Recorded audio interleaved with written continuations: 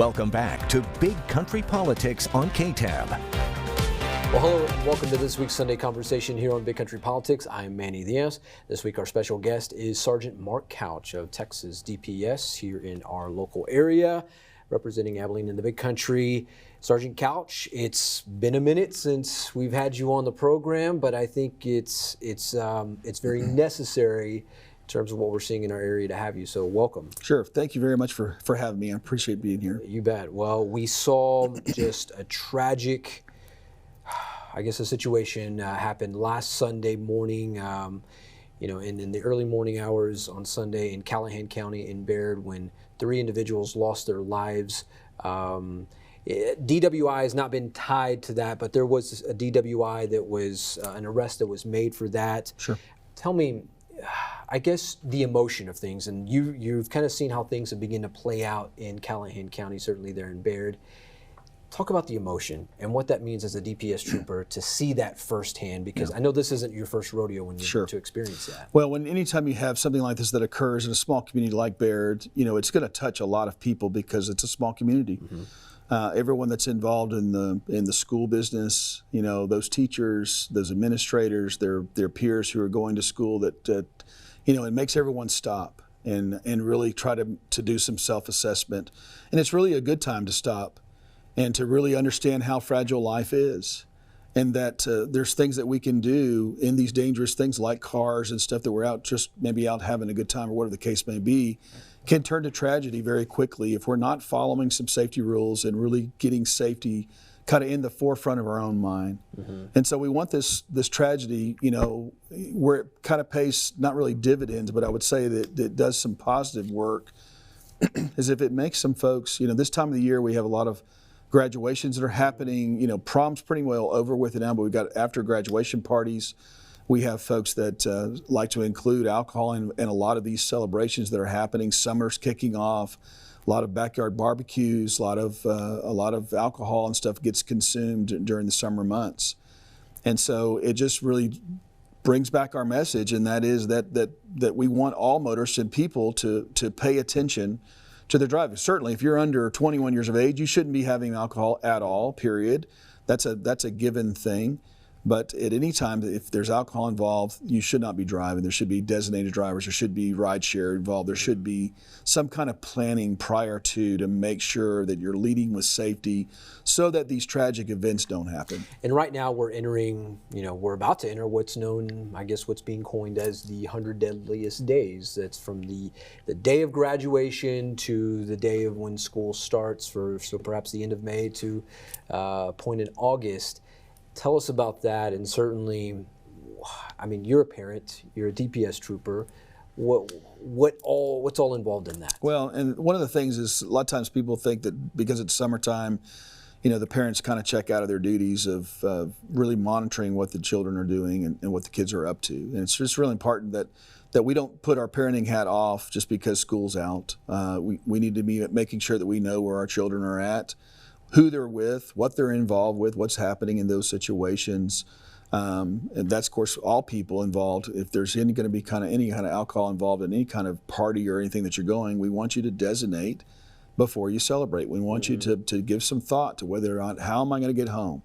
Studies have proven that even just, a small dose of alcohol changes your ability to drive safely. It changes things like decision making and being able to be aware of and seeing danger around you and some of the things that are happening, especially if you get multiple people in cars where there's a lot of discussion and everybody's talking and hooping it up and playing around or having a good time. The driving is the thing that sometimes gets hindered in that situation. The Texas Department of Public Safety released, from the Crime Records Division, released a summary at the beginning of the year, a DWI summary, and this is stats, that have been reported in 2022, 2023. In 2022, there were 83,361 total number of DWI charges reported. In 2023, that number went up to 84,962. From the DPS perspective, the troopers here in the state of Texas, what's the increase? Well, I just feel like culturally we're seeing nowadays, when I started 30 years ago in this business, most of the time when I was stopping someone on Friday, Saturday night, and alcohol was involved, it was just alcohol that was involved. Today, we live in a day where it's poly drug use. It's alcohol and marijuana. It's alcohol and LSD or fentanyl, or it could be cocaine.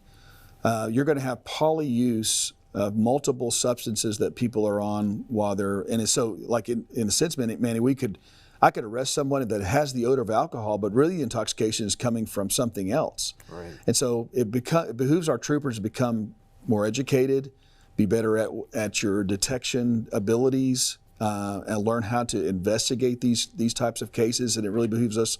And we always get continuing education on this, and we continue to kind of up our skills and make sure that we're available and can stay on top of the trends that are happening. Yeah. All right, Sergeant Couch is our special guest this week. We're going to take a quick commercial break, but when we come back, we're talking the cost of a DWI. Yes, you want to stay tuned for that. Plus, what you sign off whenever you're getting a driver's license and how that pertains to DWI. That and more right here on Big Country Politics. Welcome back to Big Country Politics on KTAB. Well, welcome back to our Sunday conversation here on Big Country Politics. This week, our special guest is Sergeant Mark Couch of Texas DPS, representing us here in Abilene at the Big Country. Sergeant Couch, we were talking about just the emotion that goes into, DWI, because certainly when death is involved. Now let's shift gears. Let's talk about the cost, because there's not only a cost of just, the financials, but there's just a loss of a lot of different things, privileges perhaps. Tell me about that first and foremost.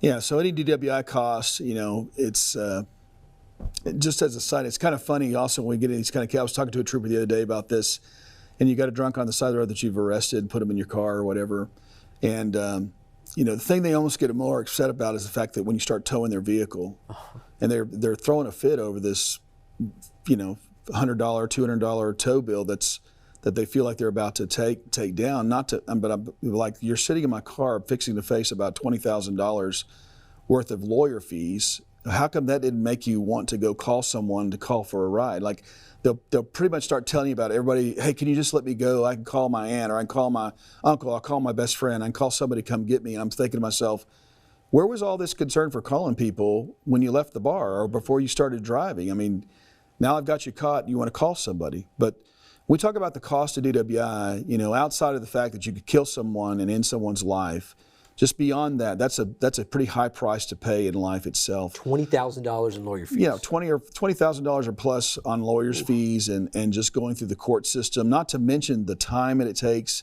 to do that. You're going to probably lose your driver's license depending on whether you consent to your breath test or not, 3 months or 90 days or 6 months, depending if you refuse. And then to the trouble of just not being able to have that driver's license and the inconvenience of just trying to get around town and take care of your own life and your own business at that point. It's a cost that I don't think that people are aware of, not to mention just the embarrassment you become to your own family and to your own community. And if you've got a job, what kind of pressure does that put onto you about what you do for a living? There's some jobs out there that once you have one of these types of arrests, you're done. I mean, you're just finished. And so, the cost really becomes pretty fluid at that point and pretty expensive in a lot of ways. Yeah.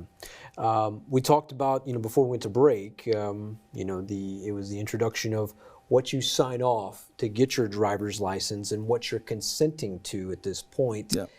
Touch on that, because this is a pretty important thing. It is, and people need to realize that your driver's license is not a right. You don't have a right to have a driver's license. It's a privilege to have a driver's license in Texas. It's something that's been offered to you by the state. One of the things we ask for is that when you sign for that driver's license, you're signing saying that you will give a chemical test if asked by an officer, that you will consent to a breath test or a blood test. If we have evidence or have reason to believe that intoxication might be a factor in a crash or something like that, or a wreck, or even a stop. And so it's important that people understand that many, many years ago, about 20 years ago, there was a ALR came out, which is they separated this out of the court system, started treating driver's license like a civil case.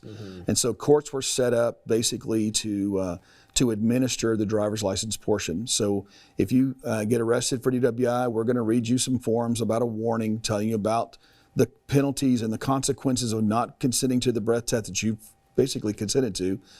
And if you fail to do that, then you're going to lose your driver's license automatically for 6 months. If you actually give us a breath test and it tests over the legal limit of 0.08 or greater, then you're going to lose your driver's license for 3 months or 90 days, just automatically. And so ALR was a separate court. You can actually appeal that or try to fight that case in an ALR court. But it's separate from, even if you don't get prosecuted on the driving while intoxicated in the court system, ALR can still suspend your driver's license. Yeah. This is probably the $20,000 question here. $20,000+ question is, even if you aren't even if you have the physical capacity to move and pass these tests, even if you are that way, but yet you blow a 0.08, you can still be taken to jail at this point. That's right. And that's the thing people don't realize. There's two ways that you're prosecuted for DWI. The law is written that without the normal use of mental and physical faculties by the reason of the introduction of alcohol, drug, or dangerous drug, or something into your body that has basically rendered you not capable to have normal use of your mental and physical faculties. That is one way to be proven to be intoxicated. So even if you don't consent to the breath test and we don't get one from you, we have built a case on the other side of this that we can still prosecute for DWI. And as I told you earlier, it also doesn't matter that you could string a tightrope across the Grand Canyon and you could be a sloppy drunk and you can walk that tightrope all the way across with no problems dancing across it because your balance is perfect. But if I test your breath or your blood and it comes out with a 0.08 or greater blood alcohol concentration, that is the per se law. You are intoxicated, period, end of story.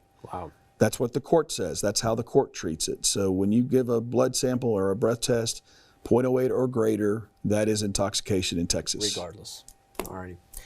Sergeant Couch, thank you so much for your time today. You're welcome. I feel like this is always a PSA that's much needed. Love to be here. I want to encourage people to don't take this very seriously. We are seeing a lot more crashes. I go to a lot of fatality reviews with our sister agency, with the Texas Department of Transportation. They're always reviewing fatalities, looking at roadway conditions and seeing if they can put more lighting in or signage or changing the roadway up to try to stop fatalities from happening. It's a very sad situation when really there's nothing they can do on their side because the crash occurred because someone was either using alcohol or was intoxicated. And so this is a problem. It's been a problem for years. The only thing that would help it go down is if we had a 100% chance that we'd catch everybody who was intoxicated every Friday and Saturday night when they were out driving a car. People would stop doing it. Yeah. And I wish we had that type of prosecution to be able to get that done, but there's just not enough of us to do that. So it does take the public to say, you know what, I'm going to do my part to make sure I'm not going to contribute to unsafeness or maybe a collision or fatality crash by saying, you know what, I'm going to be responsible.